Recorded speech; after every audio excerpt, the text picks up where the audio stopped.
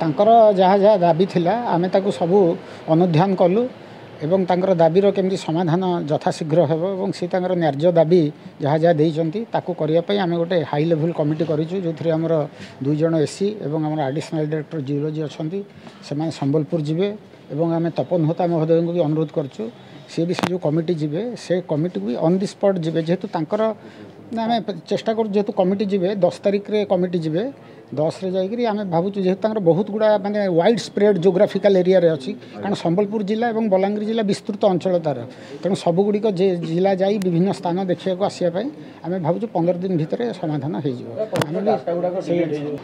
ତାଙ୍କର ଯାହା ଯାହା ଦାବି ଥିଲା ଆମେ ତାକୁ ସବୁ ଅନୁଧ୍ୟାନ କଲୁ ଏବଂ ତାଙ୍କର ଦାବିର କେମିତି ସମାଧାନ ଯଥାଶୀଘ୍ର ହେବ ଏବଂ ସେ ତାଙ୍କର ନ୍ୟାର୍ଯ୍ୟ ଦାବି ଯାହା ଯାହା ଦେଇଛନ୍ତି ତାକୁ କରିବା ପାଇଁ ଆମେ ଗୋଟେ ହାଇ ଲେଭେଲ୍ କମିଟି କରିଛୁ ଯେଉଁଥିରେ ଆମର 2 ଜଣ ଏସି ଏବଂ ଆମର ଆଡ଼ିସନାଲ୍ ଡାଇରେକ୍ଟର ଜିଓଲୋଜି ଅଛନ୍ତି ସେମାନେ ସମ୍ବଲପୁର ଯିବେ ଏବଂ ଆମେ ତପନ ହୋତା ମହୋଦୟଙ୍କୁ ବି ଅନୁରୋଧ କରୁଛୁ ସେ ବି ସେ ଯେଉଁ କମିଟି ଯିବେ ସେ କମିଟିକୁ ବି ଅନ୍ ଦି ସ୍ପଟ୍ ଯିବେ ଯେହେତୁ ତାଙ୍କର କାମଗୁଡ଼ିକ ପ୍ରାୟତଃ ବଲାଙ୍ଗୀର ଏବଂ ସମ୍ବଲପୁର ଜିଲ୍ଲା ସମ୍ବନ୍ଧରେ ତେଣୁ ସେଇଠି ସେମାନେ ଯିବେ ଗଲେ ବି ଆମେ ହୋତା ମହୋଦୟଙ୍କୁ କହିଛୁ ସେ ବି ତାଙ୍କୁ କୋଅପରେଟ୍ କରିବେ କରିକିରି ଆମେ ଯଥାଶୀଘ୍ର ଜିନିଷର ସମାଧାନ କରିକି ତାଙ୍କର ନ୍ୟାର୍ଯ୍ୟ ଦାବି ଯେଉଁଗୁଡ଼ାକ ଅଛି ସେଗୁଡ଼ା ପୂରଣ କରିବା ଦିଗରେ ନିଶ୍ଚୟ ପଦକ୍ଷେପ ନେବୁ ମୋ ସାଙ୍ଗରେ ବି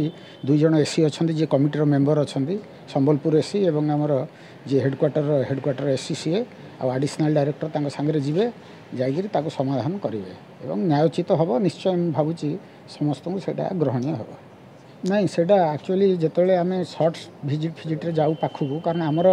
ଏ ଯେଉଁ RRHS କାମ ଚାଲିଛି ବିଭିନ୍ନ ମାନେ ଭୁବନେଶ୍ୱର ଅର୍ବାନ୍ ଏରିଆ ତେଣୁ ଆମେ ନିୟର୍ ବାଇ ସାଇଡ଼୍କୁ ଯେତେବେଳେ ଆମେ ଯାଉ ମାନେ ଲଙ୍ଗ୍ ଟର୍ମରେ ସେତେବେଳେ ସବୁ ଆମେ ବିଜୁଳି ବନ୍ଦ କରିଦେଉ କିନ୍ତୁ ଯେତେବେଳେ ସର୍ଟ ଟର୍ମରେ ଯାଉ ପାଖକୁ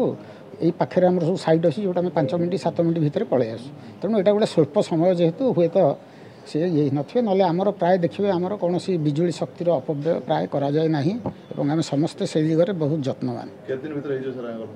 ନା ଆମେ ଚେଷ୍ଟା କରୁଛୁ ଯେହେତୁ କମିଟି ଯିବେ 10 ତାରିଖରେ କମିଟି ଯିବେ 10ରେ ଯାଇକରି ଆମେ ଭାବୁଛୁ ଯେହେତୁ ତାଙ୍କର ବହୁତ ଗୁଡ଼ା ମାନେ ୱାଇଡ୍ ସ୍ପ୍ରେଡ୍ ଜୋଗ୍ରାଫିକାଲ ଏରିଆରେ ଅଛି କାରଣ ସମ୍ବଲପୁର ଜିଲ୍ଲା ଏବଂ ବଲାଙ୍ଗୀର ଜିଲ୍ଲା ବିସ୍ତୃତ ଅଞ୍ଚଳ ତାର ତେଣୁ ସବୁଗୁଡ଼ିକ ଯେ ଜିଲ୍ଲା ଯାଇ ବିଭିନ୍ନ ସ୍ଥାନ ଦେଖିବାକୁ ଆସିବା ପାଇଁ ଆମେ ଭାବୁଛୁ 15 ଦିନ ଭିତରେ ସମାଧାନ ହେଇଯିବ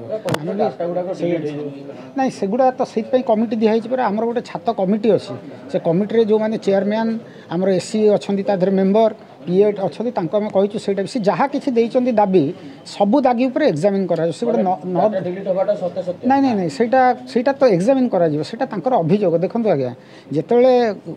ମାନେ ଗୋଟେ ପକ୍ଷ ଆଉ ଗୋଟେ ଅପର ପକ୍ଷ ଇଏରେ ଗୋଟେ ଜିନିଷ କହୁଛନ୍ତି ସେଇଟା ତଦନ୍ତ ସାପେକ୍ଷ କାରଣ ଆମେ ତଦନ୍ତ ନକରି କୌଣସି ଗୋଟେ ସିଦ୍ଧାନ୍ତରେ ଉପନୀତ ହେବାଟା ଯୁକ୍ତିଯୁକ୍ତ ହେବନି ଆମେ ଦେଖିବୁ ଯଦି ସେମିତି କିଛି ହେଇଥିବ ବୋଲି ପାଇଲୁ ଏବଂ ଆମର ଯେ ୱେବସାଇଟ୍ ଡେଭଲପର ତାକୁ ଆମେ ଡାକିବୁ କାରଣ ଏଇଟା ଟେକ୍ନିକାଲ ମ୍ୟାଟର ତା ଉପରେ କୌଣସି ମତାମତ ଦେବାଟା ମାନେ ଏଇଟା ପ୍ରିମାଚ୍ୟୁଅର୍ ହେଇଯିବ ଆମେ ଦେବାଟା ଆଜ୍ଞା